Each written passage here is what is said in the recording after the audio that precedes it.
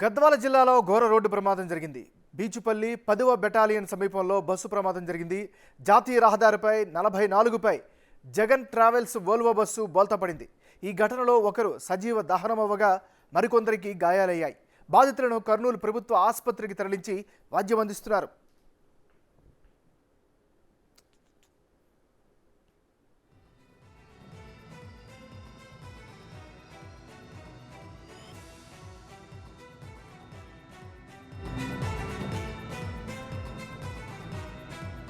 రాత్రి 11 గంటలకు ఆరంగర్ నుంచి బస్సు బయలుదేరింది.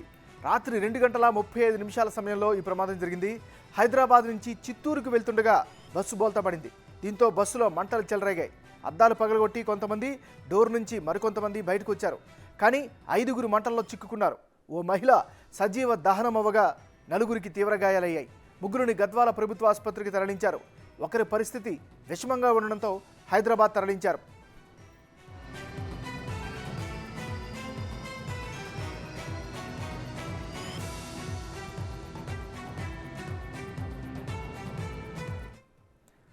ప్రమాదం జరిగిన టైంలో బస్సులో 30 మంది ప్రయాణికులు ఉంటారని పోలీసులు తెలిపారు.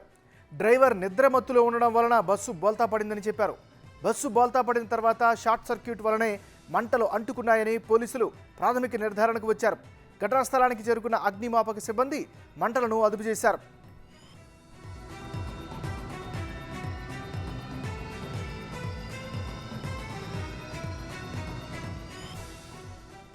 ఈ ప్రమాదానికి సంబంధించి మరిన్ని లేటెస్ట్ అప్డేట్స్ అందించేందుకు మహబూబ్ నగర్ నుంచి మా రిపోర్టర్ శంకర్ లైవ్లో సిద్ధంగా ఉన్నారు. శంకర్, చెప్పండి, మీ దగ్గర ఉన్న తాజా వివరాలేంటి? నాగరాజ్, ఓవరాల్గా ఉదయం నుంచి కూడా దీనికి సంబంధించినటువంటి పూర్తి అప్డేట్ ఇస్తూ వస్తున్నాము. ఎక్కడైతే NH 44 పైన కూడా ఈ ప్రమాదం చోటు చేసుకుంది. ఏదైతే ఓవరాల్గా ఈ యొక్క ప్రైవేటు బస్సు ఇక్కడ బోల్తా పడడంతో జగన్ ట్రావెల్స్ కు సంబంధించినటువంటి బస్సు ఇది ఇక్కడ బోల్తా పడడంతో ఇప్పుడిప్పుడే బస్సును కూడా ట్రైన్ సాయంతో పైకి ఎత్తినటువంటి పరిస్థితి కనిపిస్తుంది. విజువల్స్ లో కూడా క్లియర్ గా చూడొచ్చు. ఇది తెల్లవారుజామున 2:30-3 గంటల ప్రాంతంలో జరిగినట్టుగా కూడా ఒకవైపు పోలీసులు చెప్తున్నారు.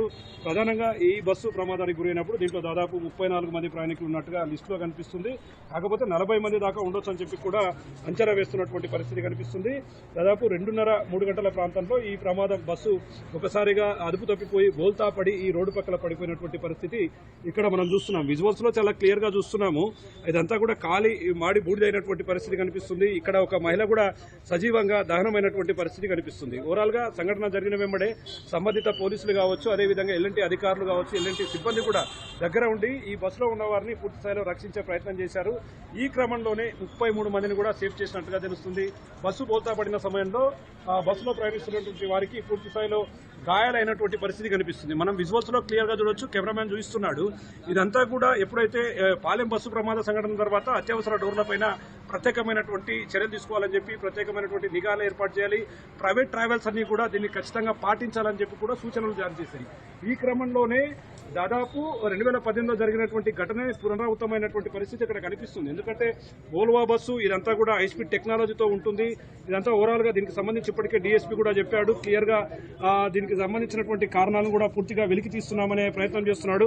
మనం విజువల్స్ లో కూడా ముందుకు వెళ్దాం. అసలు బస్సుకు సంబంధించి ఇదంతా కూడా హై టెక్నాలజీతో ఉంటుంది. పూర్తి స్థాయిలో ఏసీ బస్ కావడంతో మంటలు వ్యాపించడానికి పూర్తి స్థాయిలో దోహదపడినటువంటి పరిస్థితి కనిపిస్తుంది. మనం విజువల్స్ లో చూస్తున్నాం. బస్సు లోపల కూడా చూడొచ్చు. ఒక సీట్ కానీ దానికి సంబంధించినటువంటి ఎలాంటి ఆధారాలు కూడా లేవు. ఎవరైతే ప్రయాణిస్తున్నటువంటి ప్రయాణికులకు సంబంధించినటువంటి పూర్తి సమాచారంతో కూడా పూర్తిగా దగ్ధమైనటువంటి పరిస్థితి కనిపిస్తుంది. బస్సు మధ్యలో నుంచి చూస్తున్నాం. అంటే అవన్నీ కూడా సీటింగ్ కెపాసిటీలు పైన ఇది స్లీపర్. ఈ బస్సు స్లీపర్ అంటే పడుకోవడానికి కూడా ఇది క్లియర్ గా అనువుగా తయారు చేసినటువంటి బస్సు. ఈ క్రమంలో మనం బస్సు ఫ్రంట్ భాగం నుంచి కూడా చూడవచ్చు. ఇంతకుముందు సీసీ ఫుటేజ్ లో చూపించినట్టు నాగరాజ్, ఆ సీసీ ఫుటేజ్ ను బేస్ చేసుకొని చూడవచ్చు. బస్సు ఒక్కసారిగా బోల్తా పడిపోవడంతో రోడ్డు పక్కకు ఒరిగిపోయినటువంటి పరిస్థితి కనిపిస్తుంది. తెల్లవారుజామున కావడంతో ప్రయాణికులంతా కూడా ఒక్కసారిగా ఉడికిపడి లేచారు. ఏం జరుగుతుందో తెలుసుకునే లోపలనే బస్సులోకి మంటలని కూడా పూర్తి స్థాయిలో వ్యాపించడం మొదలుపెట్టాయి. అంతలోపలనే పక్కన ఉన్నటువంటి స్థానికులు కావచ్చు, ఎలాంటి సిబ్బంది కావచ్చు, పోలీసులు కావచ్చు, అందరినీ కూడా బయటికి తీసుకొచ్చే ప్రయత్నం చేశారు. ఆ మహిళను కూడా కాపాడదామని చెప్పి చూశారు. కానీ అప్పటికే ఆమె భాగాలు సీటు కింద ఇరుక్కుపోవడం, ఆమె భాగం చేయి రాకపోవడంతో కాపాడాలనుకునే వారికి కూడా మంటలు పెద్ద ఎత్తున ఒక్కసారిగా పేలుడు శబ్దాలు వినిపించడంతో వాళ్ళు కూడా బయటికి వచ్చినటువంటి పరిస్థితి కనిపిస్తుంది. ఇప్పటికైతే దీనికి సంబంధించి గద్వాల జిల్లా పోలీసులు పూర్తి స్థాయిలో దర్యాప్తు ప్రారంభించారు. దీనికి సంబంధించి అసలు డ్రైవరు నిద్రమత్తు కారణమా అతివేగం కారణమా అనేది పూర్తి స్థాయిలో చెప్తున్నప్పటికీ దీంట్లో ప్రయాణిస్తున్నటువంటి స్థానికులైతే డ్రైవర్ కాస్త నిర్లక్ష్యంగా ఉన్నాడంటూ చెప్తున్నారు. ఏదేమైనప్పటికీ మరి పాలెం బస్సు ప్రమాద సంఘటన తర్వాత తిరిగి ఇలాంటి ప్రమాదం చోటు చేసుకోవడంతో ప్రయాణికులకు మరొకసారి ఓలో బస్సులపైన పూర్తిగా నమ్మకం కోల్పోయినటువంటి పరిస్థితి ఇక్కడ కనిపిస్తుంది. నాగరాజ్, రైట్, అధికారుల వెర్షన్ ఎలా ఉంది? అఫీషియల్గా అధికారులు స్పందించే అవకాశం ఉందా? ఓవరాల్ గా ఇప్పటికీ జోగులాంబ గద్వాల జిల్లాకు సంబంధించినటువంటి డీఎస్పీ కూడా ఈ సంఘటనా స్థలానికి రావడం జరిగింది. ఆ సంఘటనా స్థలాన్ని కూడా పరిశీలించాడు. ఓవరాల్ గా దీంట్లో ప్రయాణిస్తున్నటువంటి వారంతా లిస్టును కూడా క్లియర్ గా తీసుకురావడం జరిగింది. ఎందుకంటే దాంట్లో ఎవరెవరు ప్రయాణిస్తున్నారు, లిస్టులో ఉన్నవారు కాకుండా ఇంకెవరినైనా ప్రయాణానికి అనుమతించారా, ఎందుకంటే డబ్బులు ఎక్కువ వస్తాయని చెప్పి కూడా చాలా చోట్ల ఈ ప్రైవేటు వాహనాలలో రోడ్లపై ఉన్న వారిని కూడా ఎక్కించుకోవడం జరుగుతుంది. ఈ క్రమంలోనే ఓవరాల్ గా వారి డాటా అంతా తీసుకురావడం జరిగింది. ఇప్పుడు చనిపోయిన వారిలో ఒకరు హైదరాబాద్ కు చెందినటువంటి మాలతి అని చెప్తూ వస్తున్నారు. పూర్తిస్థాయిలో వారికి సంబంధించినటువంటి కుటుంబ సభ్యులు కూడా ఈ బస్సుకు ఇక్కడికి అంటే ఈ ఘటన దగ్గరికి రావాల్సి ఉంది. వారు వచ్చిన తర్వాత దీని మీద క్లారిటీ వచ్చేది. ఎందుకంటే పూర్తిగా మహిళ బాడీ కూడా పూర్తిగా కాలిపోయినటువంటి గుర్తుపట్టలేనటువంటి పరిస్థితిలో కనిపిస్తుంది. మనం విజువల్స్ లో చూపించినట్లుగా ఇదంతా కూడా టైర్లన్నీ కూడా భ్రష్ట్ అయిపోయాయి. నాగరాజ్, ఓవరాల్ గా అతి స్పీడ్ తో ఉన్నటువంటి పరిస్థితి అయితే ఇక్కడ రిపీట్ అవుతుంది. మొత్తంగా అయితే దీని మీద స్పెషల్ గా దృష్టి సారించారు.